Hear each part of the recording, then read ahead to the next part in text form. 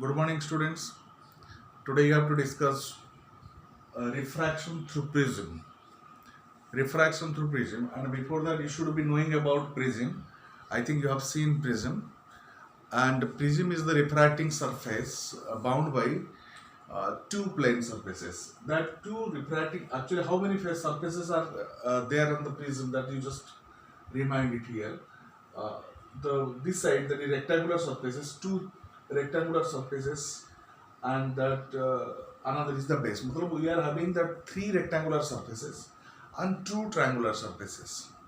Three rectangular surfaces, two triangular surfaces. This side one rectangular surface and that side is also rectangular surface. These two rectangular surfaces are called the refracting surfaces. And another rectangular surface, that is told as the base on which the prism is standing. And the cross-sectional view is the triangular surface. The cross-sectional view of the prism is triangular surface. It is made up of glass. So this is also a refracting surface. How many surfaces? 5 surfaces you are getting. And the cross-sectional view of the prism is a triangular face. So from here you are finding this is the refracting surface, and these two, this is AB is the refracting surface, AC also refracting surface, BC is the base, and this angle is called the angle of prism. This is angle of prism. Angle of prism. So our target is that refraction through a prism. How that light is refracting through the prism. So we will be finding two refracting surfaces. Suppose a ray of light PQ. One ray of light PQ strikes on the refracting surface AB. Strikes the refracting surface AB. Be clear here, because the medium as the refraction is taking place from rarer to denser medium, because that prism is acting as the denser medium, and before that outside the prism, that is the rarer medium. The light is moving from rarer to denser medium, so it gets refracted. And if you draw the normal here at the normal, this is the normal. If you draw the normal, that is the N1 normal, the angle between normal to that of the incident ray, this is the incident ray, this is the incident, PQ is the incident ray, and this is the normal. The angle between these two rays is called the angle of incidence. This is the angle of incidence, and this is the incident ray. And you just look at here, angle of incidence, and this is the angle of refraction. As the refraction is taking place from rarer to denser medium, angle of incidence is more than that of the angle of refraction. Means the refracted ray is bending towards the normal. So that is the QS. QS is the refracted ray. The QS is the refracted ray which is refracted and moving along QS. And again that QS ray, the ray QS strikes on the refracting surface AC. And in this case, the refraction is taking place from rarer to denser medium, because this is the rarer. This is the denser to rarer medium. In this case, the refraction is taking place from denser to rarer medium. QS here, that is inside the prism, that is the denser medium, and it is the rarer medium. So QS and striking on the refracting surface AC and moving away. So if you draw the normal here, this is the N1, this is the N2.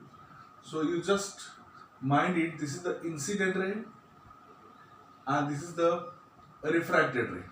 Or you can tell it as this is the refracted ray, this is the incident ray. In this case, the denser to rarer medium. So angle of incidence and angle of refraction is more than that of the angle of incidence. Means the refracted ray goes away from the normal, and this ray, as it is coming out from the prism, that is why it is told as the emergent ray. Emergent ray, and this angle is called the angle of emergence. This angle is called the angle of emergence.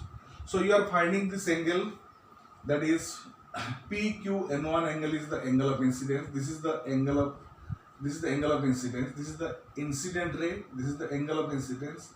N1 is the fast normal to the surface AB, and this is the QS is the refracted ray moving through the prism. Again it gets refracted by the refracting surface AC, and it goes away from the normal. So as it is bending, because denser to rarer medium, rarer to denser, denser to rarer medium. So this is the emergent ray. So we are finding the incident ray, refracted ray, and this is the emergent ray. The angle made by the incident ray with the normal is called the angle of incidence. The angle made by the emergent ray with the normal is called the angle of emergence. That is the angle of emergence, and A is the angle of prism, and this is the base. Now, suppose if the incident ray and emergent ray are extrapolated. If we extend the incident ray, suppose if the incident ray is extended like that, and emergent ray is also extended back, so you must be observing the incident ray is extended directly in forward direction, and emergent ray is extended in backward direction. You will be finding the angle. This angle, whatever you are finding, this angle is called the angle of deviation. This angle D is called the angle D is called the angle of deviation. Angle of deviation. Angle of deviation. This is the angle made by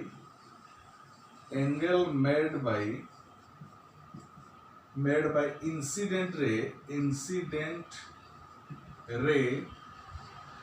with emergent ray.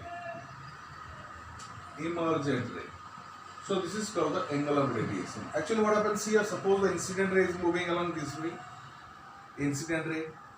and due to the presence of that prism, so it is supposed deviating along this way. So this is deviating along this way. So what will happen, that this is the emergent ray, and this is the incident ray.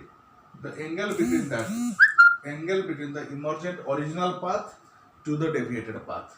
This angle is called the angle of deviation. Just to be careful, this is the angle of prism. This is the angle of prism. This is the angle of incidence. This is the angle of refraction. And here also you get the angle of refraction. And this angle is called the angle of emergent. And this is the emergent ray. And incident rays are extended, and emergent ray also extrapolated backward. And you are finding the angle between the incident ray and the emergent ray is called the angle of deviation. So these are the terms connected to the refraction through the prism. In the next video, we will discuss how angle of deviation is depending upon the different factors. Thank you.